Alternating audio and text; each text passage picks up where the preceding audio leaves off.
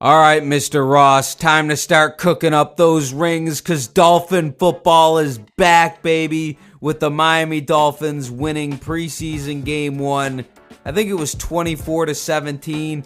I don't know, it just ended, and that second half was dragging.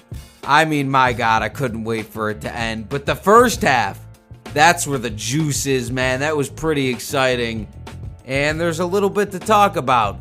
So I did write down some standouts, but first things first, the guy everyone's going to want to talk about, including myself, Jalen Wright. Jalen Wright looked outstanding. I can't even deny it. I am fully on the hype train. He gets a touchdown in there. Even that one of his first carries, it looked like he was dead in the water. He squirted out of there for a first down. I mean, he looked like a weapon that will be playing in the regular season. Really liked that. Second real positive, the offensive line, which I was really concerned about, but led by Patrick Paul. Patrick Paul, rookie, that scary looking bastard. I already love that guy. That dude looks terrifying. I don't know what style helmet that is, but I wouldn't want to fuck with Patrick Paul. And I think a lot of D linemen are going to be looking at it the same way. He's one scary looking bastard. So shout out to Patrick Paul. The offensive line had no holding penalties. At least if they had any, it was only one, and I've forgotten about it. So they were outstanding. On the defensive side of the ball, it was pretty good. We got a forced fumble, capitalized on a missed snap, no interceptions, but the first glimpse of this Anthony Weaver defense, it was great. And in the preseason, you're not even showing all your cards, but you can see that they're working on some blitzes that look real good when you got that corner coming in there. Nick Needham had a really good blitz. I can't remember the other guy's name, but there were some really good blitzes in there that got to the quarterback and forced some quick game. Jason Sanders, early in the game, nailed a 58-yard field goal. If you've been watching me for a while, you know I am a Jason Sanders skeptic. I do not trust him from anywhere at any time. However, after last year, I'm starting to like him. However, with all of the things that I liked today, it's time to focus on some negatives, and there's a few. The first one that is a very minor one, Jake Bailey, the punter. I don't know if I trust him. He doesn't seem to have a very strong leg at all. I know there's been a guy that's been camping outside the training camp facility. Shit, maybe just see if he could throw him further than fucking Bailey. I don't know. Another thing that really concerns me is the backup quarterback position because, man, both quarterbacks kind of stunk tonight. I'm not going to lie to you. Now, going into this, I want Mike White to be the backup quarterback over Skylar Thompson.